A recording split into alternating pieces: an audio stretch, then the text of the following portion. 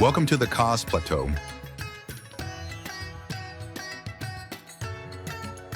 also known as India's Valley of Flowers.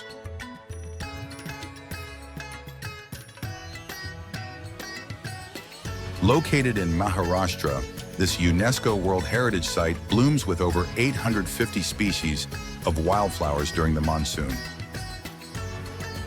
Named after the Kaas tree, it was once used as grazing land by local tribes. Today, it's a protected treasure, perfect for nature lovers and photographers alike. Whether you're from India or visiting from abroad, Kaas Plateau is a must-see. Drop a like if it's on your travel list. Kaas Plateau, India's hidden gem.